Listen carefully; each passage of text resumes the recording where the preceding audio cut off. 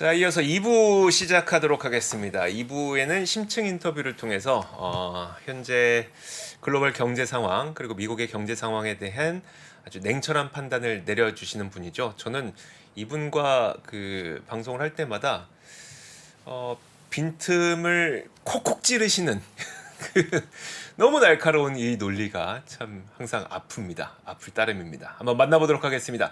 한국금융연수원 주연수 교수님 나오셨습니다. 어서 오세요. 네, 안녕하십니까. 네, 안녕하세요. 네. 참 오늘은 어떤 얘기 해주실 거예요? 오늘은 그냥 뭐 간단하고 쉬운 이야기 아, 그냥 그래요? 잠깐 이야기하고 그 네. 마무리를 질까 합니다. 오늘은 그 제가 이렇게 쭉 준비를 하다가 보면은 이제 그 과거 자료들을 이렇게 좀 보는 경우가 있는데 네. 교수님께서 그- 직접 방송하신 거예요? 아니면 그러니까 제가 만들었던 슬라이드라든지 네네네. 이제 네. 제가 직접 만들었던 자료들을 이제 다시 한번 보는 거죠. 뭐 이게 어떻게 됐나 이런 식으로 확인해보면서 이제 그러다가 그 굉장히 흥미로운 사실을 하나 깨닫게 된 게 뭐였냐면은 네.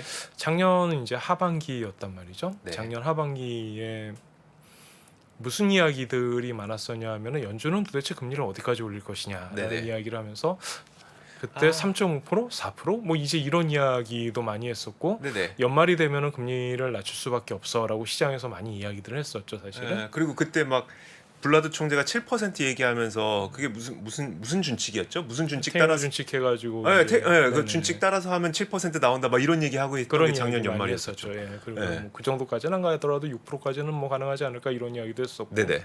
근데 이제 제가 그거를 이제 돌아보면서 말씀드리고 싶은 부분은 뭐냐면은 시장하고 연준이 이렇게 신나게 싸우는 것도 의견 차이로 인해서 네. 저는 그렇게 이거 쉽게 볼 수 있는 그런 상황은 아닌 것 같아요. 음. 그것도 상당히 오랜 기간 동안 지금 서로 싸우고 있죠.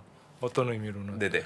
물론 이제 저쪽에서 올리겠다라고 하면은 이쪽에서는 당할 수밖에 없는 그런 상황이기는 하지만 네. 그럼에도 불구하고 시장은 왜 그렇게 그 연준의 어떤 스탠스에 대해서 믿지 못하는 걸까? 아니면은 다른 희망이랄까요? 뭐 이제 그런 거를 네네. 갖고 있는 걸까를 아하. 좀 생각을 해보게 됐어요. 뭐 기존에는 여러 가지 이야기들 할 수가 있겠죠. 뭐 예를 들어서 금융 상황이라든가 그 다음에 실제적으로 실물 경제가 좋기 때문에 그 부분에 대해서 어느 정도 커버를 할 필요가 있고 쿨다운 시켜가면서 뭐 이제 다 맞는 얘기지만 오늘 하고 싶은 이야기는 뭐냐면 그런 거 다 제껴놓고 네네. 그냥 파셜하게 네.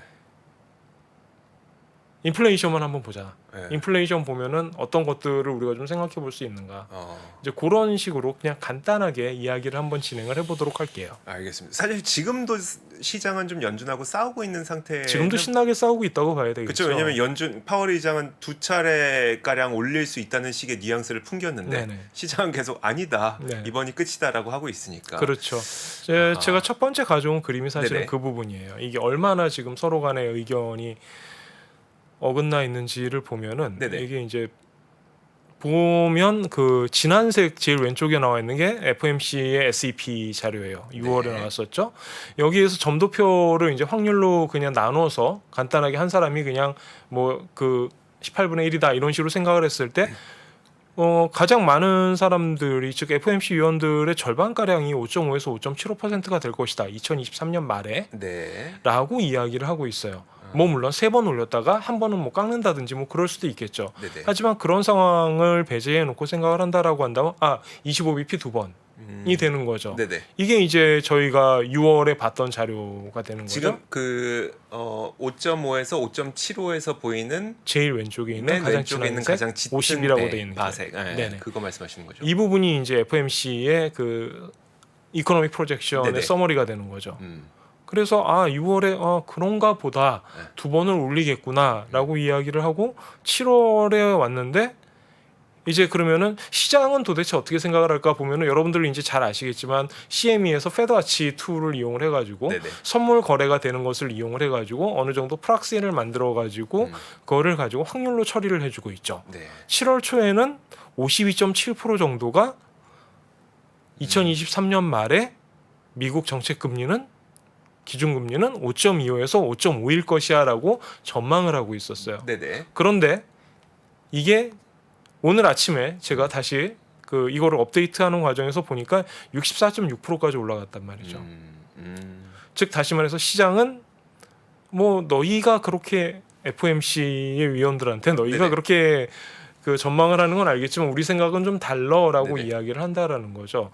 어떻게 보면은 지금이 7월 말이고요. 이제 5개월이 남았는데 5개월 동안에 한 번 올릴까 두 번 올릴까에 대해서 시장과 네. 연준이 합의를 못 하고 있다라는 거죠.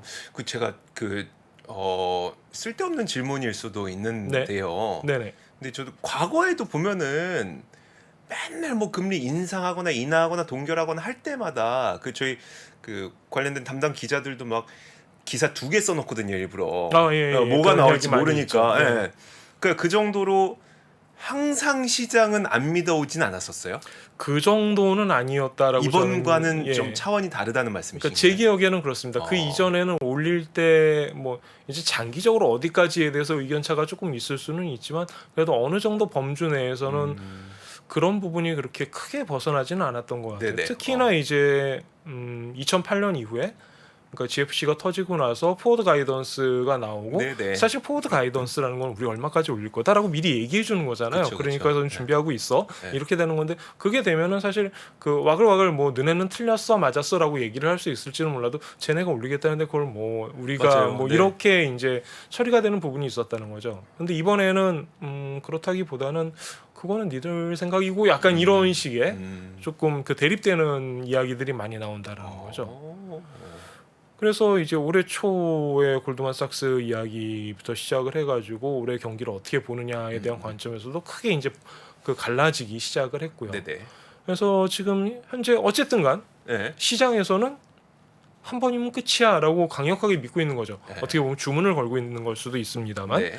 그러면은 이거를 이제 우리가 어떻게 생각을 해야 될까를 좀 봐야 되는 거죠. 네. 그래서 그냥 가만히 생각을 해보면은 계속 그 뭐 여러분들이 이제 하도 지겹게 그 도돌이표에서 들으셨겠지만 결국 기준금리를 올리느냐 올리지 않느냐는 FRB의 맨데이트에 의해서 결정이 되고 FRB의 맨데이트는 간단해요. 그냥 원전 고용과 물가 안정이에요. 네네. 고용 수준은 아무도 지금 신경 쓰지 않죠. 그쵸. 물론 저는 좀 거꾸로 신경을 쓰고 있지만 네. 왜 숫자가 왜 이렇지 뭐 이제 이런 식의 이야기들은 많이 하지만 인플레이션 이야기들을 많이 한단 말이죠. 그리고 6월 자료가 발표가 났죠. 바로 이 문제의 2.97이 발표가 났습니다. 그럼 이제 이렇게 생각할 수 있는 거죠. 2.97 앞이 2네. 네네. 뭐 물론 이제 3.0이 되겠지만 네. 이러면 이제 1% 포인트 남았단 말이죠. 네. 그러면은 얼마 안 남았잖아. 지금 그리고 6월 자료고 그러면은 반년이나 남았는데 이게 어느 정도까지 더 떨어질 수 있을까? 1%가 어렵겠어. 그리고 앞을 보니까 지난 2달 동안에 대략적으로 2% 포인트가 떨어졌단 말이죠. 그렇죠. 네. 그러면은 얼마 안 남았네라고 생각할 수가 있다가 되는 거죠. 네. 자, 일단 여기까지만 이야기를 해놓고 그러면은 이 인플레이션 CPI를 조금만 구분해서 보도록 하죠. 여러분들 뭐 다 잘 아시는 부분입니다만 기본적으로 CPI에서 가장 크게 나타나는 것 중에 하나가 음식료, 푸드라고 돼 있는 부분하고 그다음에 에너지 부분이에요. 네. 얘네 둘은 일단 비중도 크고요. 그다음에 얘네 둘이 빠져 있는 이유는 굉장히 가격의 변동성이 크기 때문에 그렇죠. 네네. 그래가지고 얘네는 코어에서도 이제 빼놓고 따로 이야기를 하게 되죠. 어느 정도 높냐 하면은 4월에서 6월 사이에 에너지 같은 경우는 마이너스 5%에서 마이너스 16%까지 떨어져요. 네네. 푸드 같은 경우에도 거의 2%포인트 가까이 떨어지고 있는 거를 보실 수가 있죠. 푸드 같은 경우는 오히려 안정적이죠. 이 정도면 차라리 안정적이다라고 이야기를 할 수가 있을 거예요. 올해 상반기에 이제 뭐 흥미로운 점 이야기해 보면 이쪽에 얘기할 게 굉장히 많죠. 일단 최근에 설탕 이슈도 있었죠. 아, 네네. 그다음에 그 전에는 계란 얘기도 있었죠. 맞아요. 예, 뭐 등등등 여러 네. 가지. 이번에는 계란이니 뭐 이번에는 당근이니 뭐 이런 식으로 얘기하면서 번갈아 가면서 막 50%가 넘는 맞아요. 네. 상승률을 보였던 거 기억하실 겁니다. 네. 하지만 전체적으로는 그래도 어느 정도 높은 수준에서 낮은 수준으로 떨어지는 모습을 보이고 있었어요. 에너지는 그와는 달리 큰 폭으로 떨어지고 있죠. 자, 이제 코어를 보도록 할까요? 우리가 보통 all items less food and 에너지와 푸드를 제외한 다른 모든 것들을 보면은 5.5에서 4.8로 1%포인트도 안 떨어지긴 했지만 어쨌든간 지속적으로 떨어지고 있는 모습을 보실 수가 있죠. 네. 여기서 커머더티 항목을 보시면은 커머더티도 계속해서 떨어지고 있죠. 그리고 그 아래 이제 눈에 익은 것들이 나오기 시작을 하죠. 자동차 부분이에요. 네. 자동차 부분에서 우리가 이번 시즌에 즉 이번 인플레이션 시즌에 제일 그 흥미롭게 바라봤던 것 중에 첫 번째가 중고차와 트럭이었죠. 네네. 왜 100%가 올라가는데 이게 네, 뭐 네. 이제 이런 식의 이야기들을 하면서 그런데 어느 순간 이제 넉놓고 있다가 다시 한번 보기 시작하니까 마이너스 6, 마이너스 4, 마이너스 5 이 정도로 지금 계속해서 떨어지는 모습을 보이고 있죠. 네네. 그리고 신차도 비슷한 모습을 보이고 있어요. 5.4에서 4.08까지. 뭐 어느 정도 떨어지고 있죠. 참고로 보시면은 이 자동차 두 개의 서브 그 아이템들이 있는데 얘네들이 전체 커머더티에서 차지하는 비중이 대략 3분의 1 정도가 됩니다. 이제 이런 부분 왜 우리가 중고차에 대해서 이렇게 민감하게 이야기를 했는지 네네. 그런 부분에 대해서는 이제 쟤네들이 왜 그런 이야기를 했는지 네. 뭐 이제 좀 그 생각을 해볼 수가 있겠죠. 그러면은 이제 그 다음에는 서비스 부분으로 넘어가게 돼요.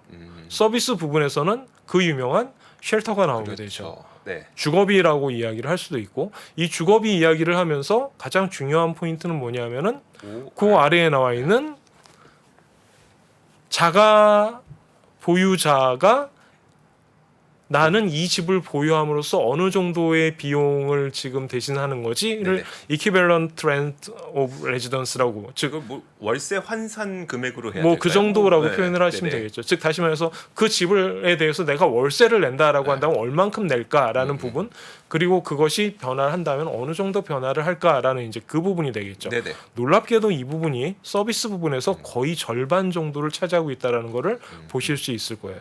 주거비 항목으로 따지면은 주거비는 절반이 넘어갑니다. 네네. 이게 이제 미국의 인플레이션을 이야기할 때 가장 중요하게 이야기하는 부분이죠. 네네. 그리고 이 부분이 6월에 드디어 8% 미만으로 내려오기 시작해요. 맞아요. 그런데 이렇게 보면은 야 그래봐야 0.3% 포인트 아니야? 네. 가 되는 거죠. 네네. 그래도 이 정도도 사실은 놀라운 거라는 거죠. 네. 자 그러면은 이렇게 간단하게 지금 보여드리고 숫자가 뭐 이렇게 떨어졌네라고 생각을 하는 것도 좋지만 이거를 왜 이야기를 할까? 네. 뭐 제가 앞에서 굳이 시간을 낭비하면서 네. 이런 이야기를 하지는 않았겠죠. 시장에서는 뭘 생각하는 걸까라고 이야기를 할 때 주거비 항목 이야기를 먼저 해요. 그렇죠. 주거비가 이미 고점에 도달했고 그 고점에서 떨어질 일만 남았다라고 이야기를 하죠. 검은색에 주황색 점 그렇죠. 선 보면 되는 거죠. 네. 그 부분이 지금 CPI의 쉘터 부분이에요. 네네. 그래서 아까 7.8까지 떨어지는 거를 보셨었죠? 네. 그래서 여기 보시면 지금 조금 이제 고점이 한 8.1, 8.2 정도 되는 수준에서 7.8이니까 살짝 떨어진 정도의 모습을 보여주고 있어요. 네네.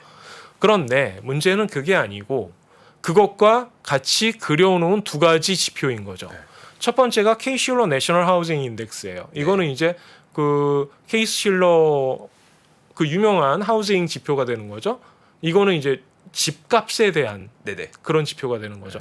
보통 이거를 보면서 우리가 얘가 12개월 정도 선행하는 거 모습을 보여준다라고 이야기를 해요.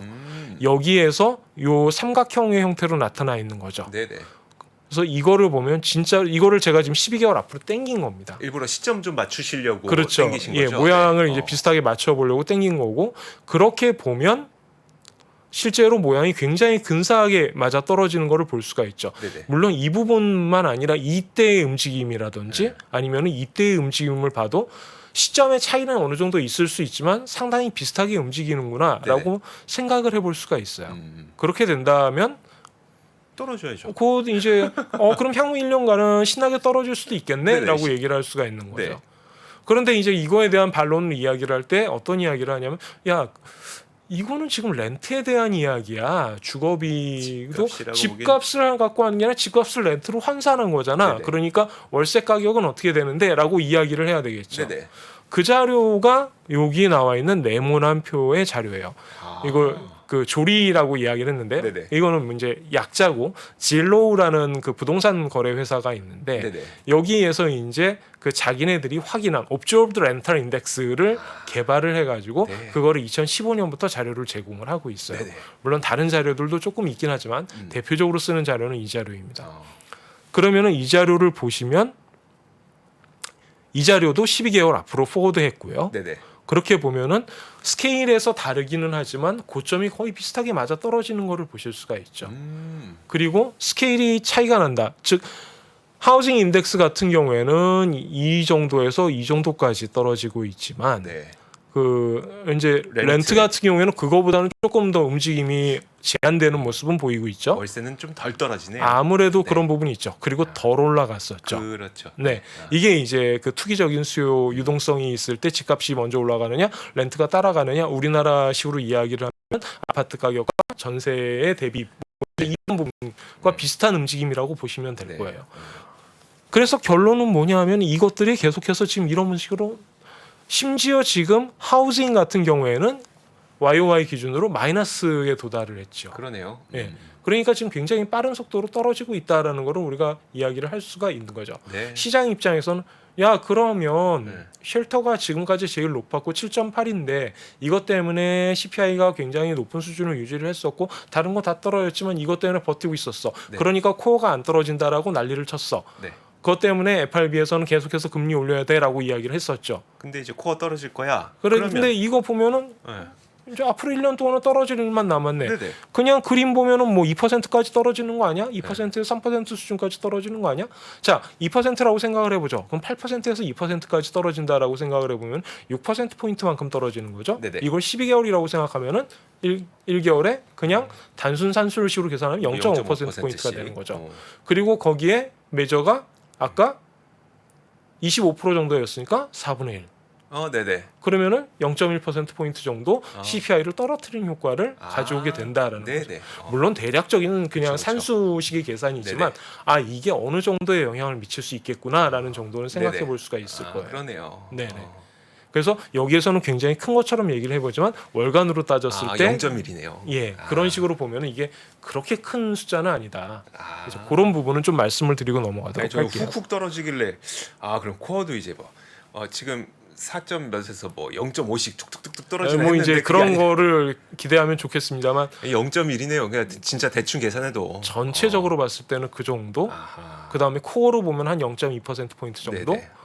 그 정도가 되는 거죠. 음. 그래서 일단 이 부분을 봤을 때 부동산 시장이 안정화되고 있고 렌트도 떨어진다. 그러니까 코어 CPI 쪽은 확실히 안정화될 것이다. 그러면은 너희가 왜 두 번이나 올려야 되는데?라는 네네. 그런 충분한 근거가 될 수가 있는 거죠. 자, 그럼 두 번째를 보시죠. 두 번째는 아까 두 가지 네. 제조업 쪽에서 제가 자동차 부분 보여드렸고 서비스 쪽에서 렌트를 보여드렸었죠. 네네. 렌트 설명은 드렸고 자동차 부분을 보시면은 자동차 부분에서는 어떤 자료가 많이 사용이 되냐면은 마나임 유스드 베이클 밸류 인덱스라고 해가지고 그 보통 우리가 마나임 중고차 지수. 네. 지수라고 이야기를 하죠. 네. EAI 같은 경우도 사실 굉장히 그 잘 맞아떨어지는 그런 모습을 보여줍니다. 이런 게 이제 신기한 거죠. 사실 경제를 보는 입장에서 우리가 따로 지표를 만들었어. 네네. 그래가지고 이거를 보면은 저쪽에서 만드는 아이들과 비슷한 모습을 보여준다라는 거죠. 그러면은 우리가 그러면 두 사람이 똑같은 이야기를 하면은 이거는 조금 믿어줄 필요가 있다. 네네. 이제 이런 식의 이야기를 할 수가 있는 거겠죠. 뭐랑 비교해 보면 될까요? CPI에서 중고차 가격과 비교를 해보면 되는 거죠. 네네. 근데 이거를 조금 더 이쁘게 맞추기 위해서 얘를 2개월만큼 앞으로 당겨봤어요. 마나임 인덱스를. 네네. 그러면 아주 근사하게 최근의 움직임이 잘 맞아 떨어지는 걸 볼 수가 있죠. 지금 그 파란색 짙은 파란색 선과 주황색 선을 봐야 되는 거죠. 그렇죠. 네. 그 지금 그 표식이 있는 부분이 마나임 중고차 지표고요. 네. 그 다음에 표식이 없고 그냥 주황색으로 되어 있는 게 중고차 및 트럭의 YOI가 되는 것이죠. CPI가 거의 2개월 후행 정확하게 따라가는 거의 그런 비슷하게. 식의 모습을 보인다라는 거죠. 네. 그런데 최근에 마나임 인덱스를 보면은 계속해서 YOI 기준으로 떨어지고 있단 떨어지네요. 말이죠. 그러면은 중고차는 조금 더 떨어질 개연성이 있겠구나라고 네네. 생각해 볼 수가 있는 거죠. 그 다음에 신차 가격을 보면은 신차 가격도 이게 코릴레이션이 아예 없지는 않은 것처럼 나타나죠. 네네. 물론 지금 움직임이 너무 극단적이어가지고 이거를 가지고 코릴레이션이 있다 없다라고 얘기를 하기에는 조금 난감합니다만 네. 제가 말씀드리고 싶은 부분은 이런 거예요. 중고차 가격과 신차 가격은 대체제의 효과가 있다라는 거죠. 즉 중고차 가격이 미친 듯이 올라갔어요. 네. 이렇게 한 달에 YOI 기준 50% 지금 50% 가격이 올라갔다는 그쵸. 얘기죠. 네. 엄청난 이야기입니다. 저 때 팔았거든요. 훌륭하십니다. 네. 저 때 딱 중고차 팔았거든요. 제가 저 때. 미국에서 파셨으면은 뭐 근데 나름대로 한국이라 네네. 그래도 조금 그래도 그때도 이제 한국에도 아무래도 영향이 좀 그때 왠지 있었겠죠. 반도체 때문에 이제 네. 중고차 가격이 계속 올라갔던 거였으니까요. 그렇죠. 네, 그 말씀도 이제 좀 드리고 싶고 네네. 이때 올라갔던 이유 중에 이제 여러 가지 이야기를 하는데 첫 번째가 이제 그 코로나가 해지되면서 이제 사람들이 다시 음. 그 아웃도어 액티비티를 한다. 그런데 네. 차가 없으니까 나는 중고차를 사야지. 어라 중고차가 없네? 네, 이런 부분이 맞아요. 있었고요. 두 번째는 뭐였냐면은 신차가 나오지를 않는다. 그러니까 한국에서도 마찬가지였죠. 신차 이렇게 예약해놓고 네. 1년 기다리셔야 되는데 2년 기다리셔야 되는데 이런 이야기 굉장히 흔하게 들었었죠. 요즘엔 좀 풀리고 있지만 네. 이게 이제 서플라이 체인의 붕괴가 되면서 뭐 반도체가 모자라다는 둥 이런 이야기.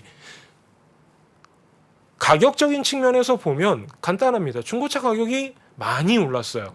그러면은 새 차를 사야지. 그쵸. 기다려서라도 네. 기다리기 싫어. 그러면은 돈을 더 내가 되는 거죠. 네네. 특히나 미국과 같이 이 중간에 거래 대규모 도매 거래상이 신차를 매매하는 딜러가 존재하는 경우에는 특히나 그런 현상이 발생하죠. MSRP 가격을 따지는 게 아니고 이 딜러가 나에게 얼마의 가격이 주느냐가 결정이 되니까 이 가격이 변화하게 된다라고 한다면 아무래도 신차 가격도 영향을 받을 수밖에 없다라는 거죠. 네.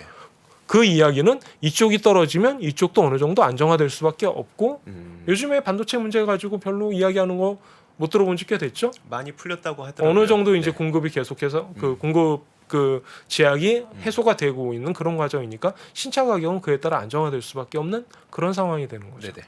따라서 아까 우리가 봤었던 커머더티의 약 3분의 1을 차지하고 있는 자동차 부분 가격들이 안정화되고 있다라는 거예요. 네네. 그리고 여기서도 추가적으로 더 빠질 개연성이 있다라는 거죠. 물론 많이 빠지지는 않을 거예요. 네네. 많이 빠지고도 않을 거고 거기에다가 웨이트도 작기 때문에 가중치가 작으니까 그게 실제적으로 미치는 영향은 작겠죠. 하지만 전체적으로 봤을 때 커머더티 쪽에서는 이런 모습들이 나타나고 있다라는 거. 큰 두 개를 봤을 때 이렇게 그 인플레이션이 하향되는 모습을 보여준다라는 거는 굉장히 중요한 얘기죠. 네네. 그리고 나면은 이제 다른 것들까지 같이 끌고 내려갈 수 있는 그런 임팩트를 생각해 볼 수가 있는 거죠.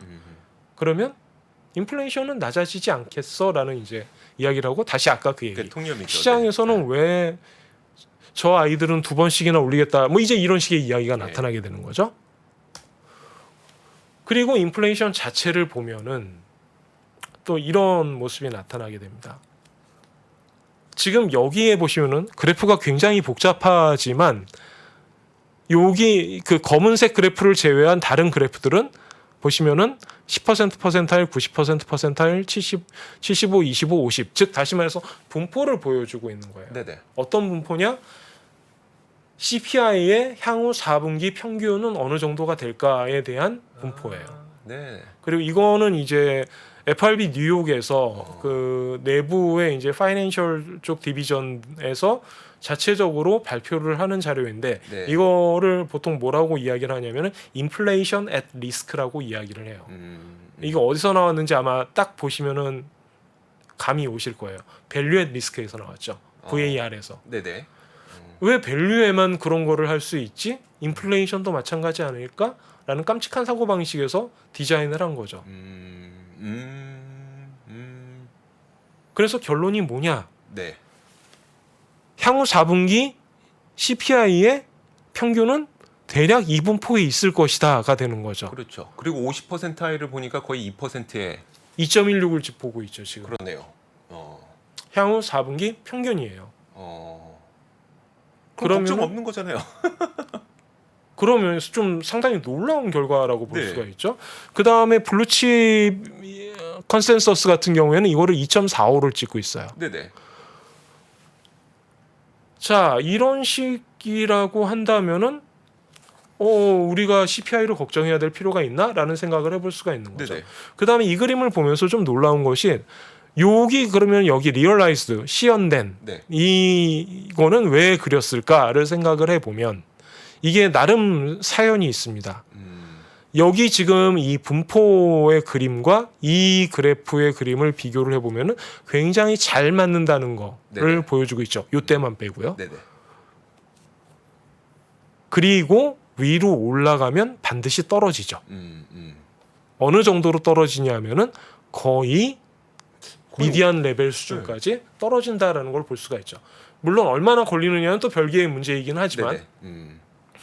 그렇다면 지금 현재 이 자료가 물론 기계적으로 이거를 그 분포를 컨디셔널을 해가지고 뭐 복잡합니다만 네네. 이론적으로 그냥 그런 게 있다라고 가정을 하죠. 네. 그리고 그 사람들이 뭐 장난을 치지는 않았을 테니까요. 네.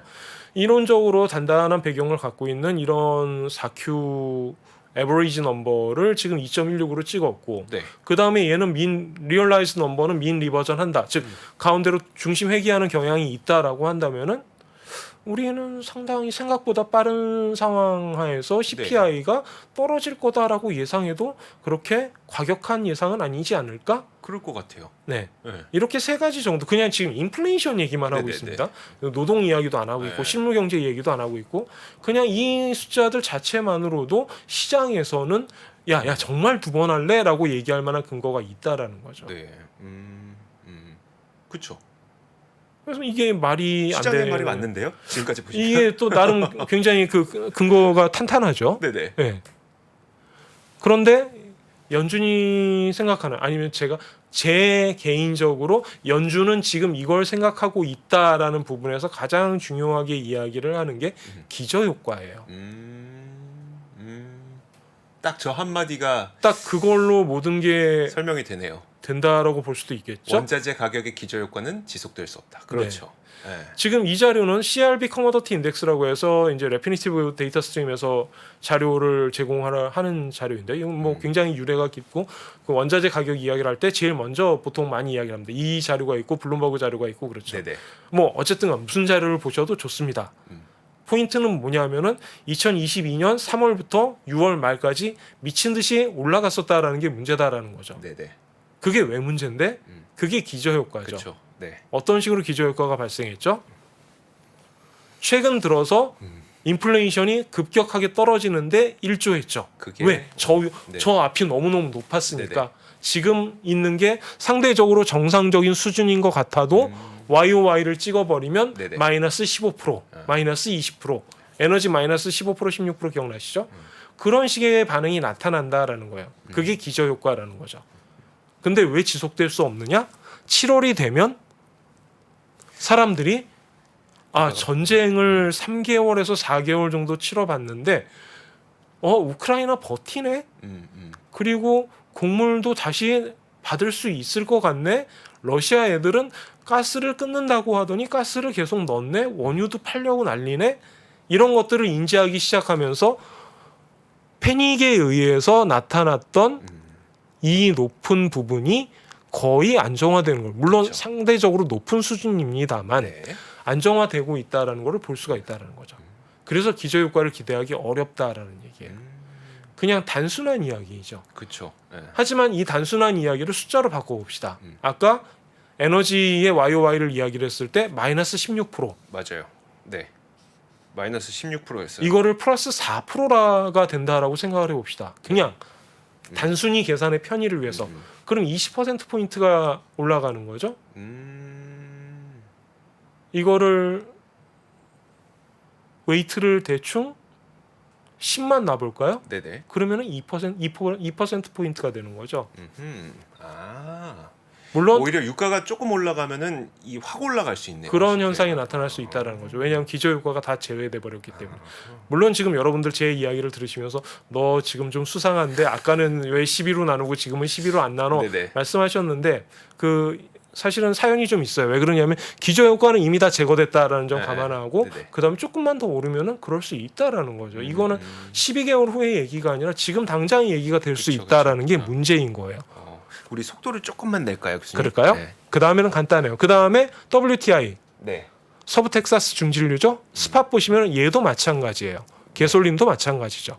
이때 미친 듯이 올라가 있고 지금은 상대적으로 하향 안정화돼 있다가 농산품 가격도 푸드 프라이스 인덱스 기준으로 했을 때 여기만 튀어 올라와 있는 거가 보이시나요? 네네. 지금? 네. 그리고 이 미친 듯한 오일 가격. 유가. 네. 이거 유가 아니고 저겁니다. 아. C에서 나오는 뭐 해바라기 CU. 네네. 유 뭐 그런 것들. 그 네. 원유 그 기름이에요? 예, 이게 250 뭐 이런 식으로 인덱스가 나타났다라는 거죠. 대충 한 2배 정도 올랐다라고 생각하시면 되는 거죠. 그리고 최근에 미미하게 오른 것처럼 보이는 설탕. 아, 이런 식의 모습을 보이고 있지만 장기적으로 농산품 가격은 안정화돼 있고, 즉 다시 말해서 제가 지금 이 세 가지를 보여드리면서 말씀드리고 싶은 건 기저효과 다 끝났다. 네네. 그게 6월이었다. 6월까지 그러니까 우리가 6월에 3%를 받을 수 있었던 이유는 바로 이것 때문이었다라는 네네. 거죠. YOY 작년 기준으로. 6월이 너무 높았다. 네. 그리고 7월에는 그렇지 않을 것이다. 어느 정도 예상될까요? 그 다음에 이제 또 연준을 서포팅하는 근거가 이거예요. 그러면 7월에는 어땠는데? 네. 7월에 CRB 7%, WTI 9%, 네. 쌀 4%, 밀 1.7%, 그 다음에 대두 쪽 4.5%. 네네. 한 달 동안에 오른 가격이라는 거죠. 아까 앞에 나오신 분이 이 부분에 대해서 잠깐 설명하시는 걸 저도 밖에서 잠깐 들었는데 네네. 그거예요. 지금 커머더티 쪽은 가격이 오르고 있는 추세라는 거죠. 네. 이유가 뭐냐? 그거는 여러 가지 이유를 댈 수 있을 거예요. DX가 떨어졌다가 뭐 그런 이야기를 할 수도 있을 것이고 수요 측면에 대한 이야기를 할 수도 있을 것이고 그거는 다 좋습니다만 지금 현재 커머더티는 어느 정도 불안한 모습을 보이고 있다. 네. 그게 7월 내내 나타나고 있는 현상이다라는 거죠. 그러면 기저효과 빠지고 이만큼 올랐다라고 한다면 아까 말씀드렸죠. WTI 9% 아까는 4%의 얘기만 했었죠. 네네. 그런 모습이 나타날 수 있다라는 거죠. 지금 저것들이 네. 저 원자재들이 7월 한 달 동안 움직인 폭을 말씀하시죠? 6월 말 대비한 상승률입니다. 한 달 동안 저렇게 많이 올랐어요? 네, 그런 이야기예요. 그냥 둬도 기저효과 때문에 올라갈 수도 있는데 한 달 네. 동안 커머더티가 좀 많이 올랐네요. 네, 많이 올랐어요. 그래서 아까 제가 이야기를 안 한 게 이런 부분이죠. 올랐네요. 올랐네요. 이런 이야기를 아까 일부러 슬쩍 빼놓고 지나간 거죠. 네네. 여기서 강조하기 위해서. 네. 이 한 달 동안 이렇게 올랐다라는 얘기예요. 우리가 와 주가 좋은데 네. 주가만 오른 게 아니라는 거죠.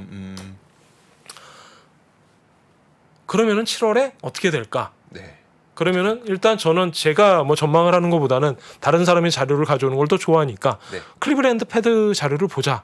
그러면은 2.97에서 3.36으로 CPI 기준으로 본다면 코어를 보면은 4.83에서 4.9에 한 0.1% 포인트 정도 올라갈 것이다라고 전망을 하고 있다라는 거죠. 네.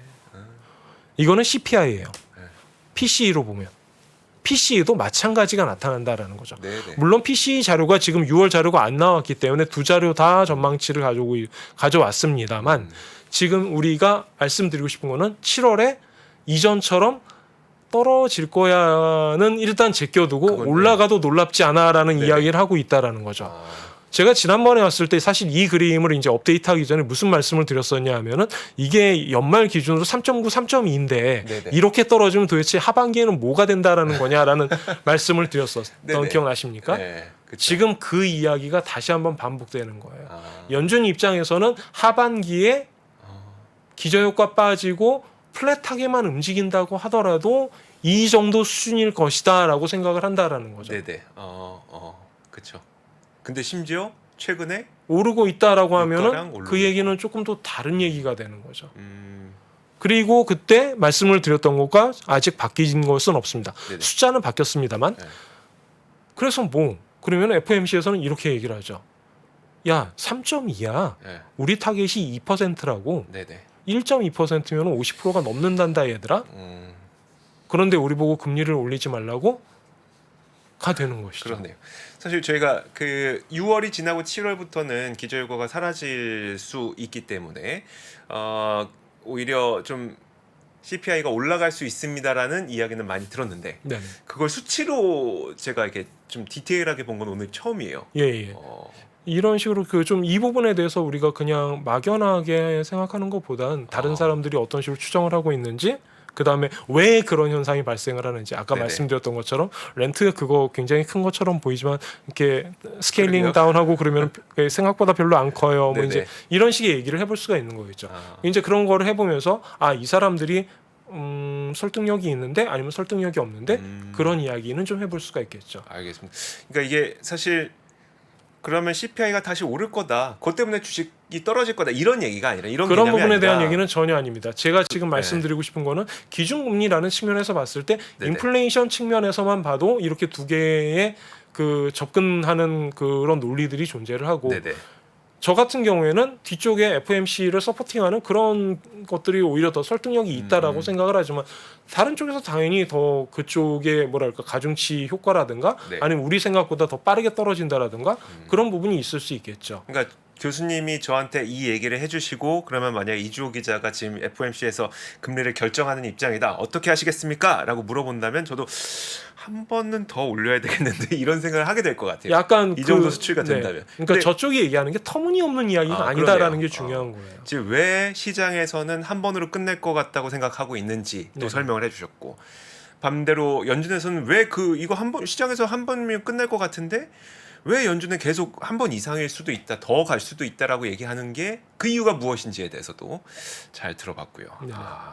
그리고 마지막으로 한 말씀만 더 드리면은 네. 오늘은 순수하게 물가 관련된 얘기만 했어요. 네네. 고용 관련된 얘기는 뭐 지겹도록 많이 했으니까 네. 지금 여기 굉장히 좋은 상태고 둔화되는 것처럼 보여도 둔화라고 얘기하기도 어렵고 네. 실물 괜찮고 골드만삭스 같은 경우에는 아예 리세션 없어라고 이야기를 하고 있죠. 네. 이제 제 질문은 거죠. 리세션이 없어? 그러면은 왜 두 번 올리면 안 되는 거지? 아. 라는 부분에 대해서 시장은 사실 답변을 해줘야 되는 거죠. 알겠습니다. 우리가 너무 좀 그러니까 하락세에 너무 빠져 있었던 것일 수도 있겠네요. 너무 그게 익숙한 것일 CPI의 수도 있는 하락세에 거죠. 벌써. 알겠습니다. 자, 주현수 교수님과 함께 우리가 7월부터는 CPI가 다시 올라가거나 아니면 안 떨어질 수 있다는 이야기를 많이 했었는데 그걸 수치로 직접 보여주셨습니다. 자, 오늘 정말 좋은 자료들 감사드립니다. 고맙습니다. 네. 예, 감사합니다. 장 시작 전부터 종료까지 쏟아지는 수많은 뉴스와 정보들. 이 중에서 어떤 것이 투자에 정말 도움이 되는 정보일까요? 3프로의 증시 셔터맨 박근영 마스터가 직접 정보를 선별하고 투자의 힌트를 드립니다. 시간도 아끼고 투자 아이디어도 얻는 시간, 박근영 부장의 마켓 힌트와 함께 하세요. 자세한 사항은 3프로 TV 앱과 홈페이지를 확인하세요.